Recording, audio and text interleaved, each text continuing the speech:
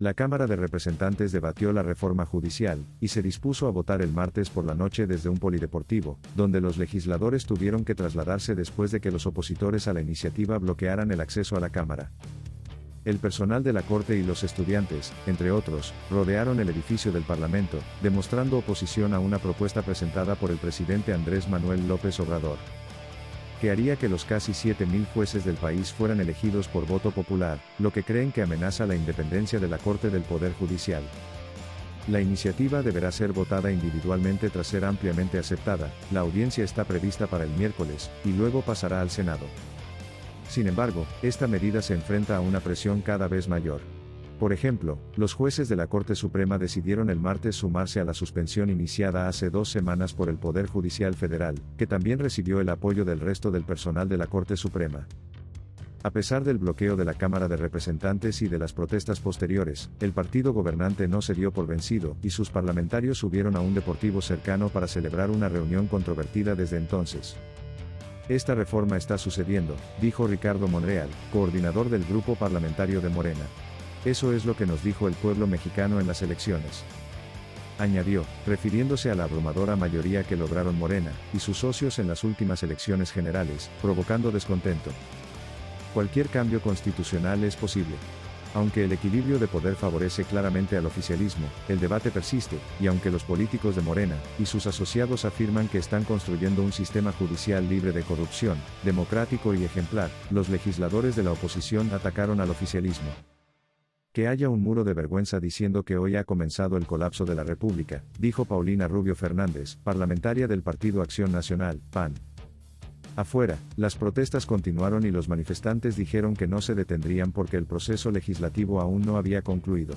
Una vez que la reforma sea aprobada por la Cámara y el Senado, debe ser ratificada por los estados. Rubio Fernández acusó al presidente y a su partido de mentir para ganar la mayoría, y su colega de partido, Germán Martínez, aseguró que los legisladores oficialistas se pegarían un tiro en el pie si aprobaran las reformas. Sin embargo, la recién electa presidenta Claudia Sheinbaum enfatizó los beneficios de la iniciativa. No tiene ningún impacto en nuestras relaciones comerciales o la inversión privada en el país o en el extranjero. Al contrario, la ley será cada vez mejor, aseguró a su cadena. Nuestra preocupación es simplemente un México más democrático y justo, añadió. Es un mandato del pueblo. La propuesta de enmendar la Constitución y reestructurar todo el Poder Judicial mexicano ha enfrentado críticas implacables no solo de la oposición a López Obrador, sino también de todo el Poder Judicial, estudiantes y grupos políticos, firmas de consultoría financiera e incluso Estados Unidos y Canadá. Coinciden en que la iniciativa de reducir significativamente los requisitos para los nombramientos judiciales politizaría el sistema judicial y amenazaría principios fundamentales del Estado de Derecho, como la independencia del Poder Judicial, podría tener graves consecuencias económicas, creando inestabilidad para los mercados, los inversionistas y el comercio de México. Había enormes preocupaciones, recordó el martes el embajador de Estados Unidos en México, Ken Salazar, en una conferencia de prensa, señalando que muchas personas le expresaron lo mismo. Enfatizó que si la reforma judicial no se implementa adecuadamente, podría causar un daño enorme a las relaciones bilaterales. No soy el único que dice esto. Los manifestantes que bloqueaban la Cámara de Representantes sintieron el mismo miedo. Javier Reyes, funcionario judicial, como mucha gente, cree que se necesitan cambios en el sector judicial, pero no en los términos propuestos por el gobierno. El partido mayoritario puede tomar el control del Poder Judicial, y eso efectivamente pondría fin a la democracia. Burocracia. Quieren ser los nuevos dueños de México. El trabajo sobre la reforma constitucional comenzó el domingo, el primer día de sesión de la Cámara de Representantes después de las elecciones de junio, dando al partido gobernante la mayoría de 2/3 necesaria para enmendar la Carta Magna.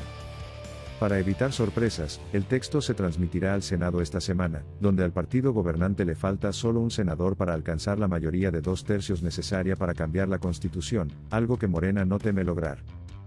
Además de las duras críticas, los partidos de la oposición también condenaron graves irregularidades en el proceso de reforma impuesto apresuradamente por los miembros de la legislatura saliente sin discutirlo con los nuevos parlamentarios, muchos de los cuales criticaron que ni siquiera podían leer la iniciativa.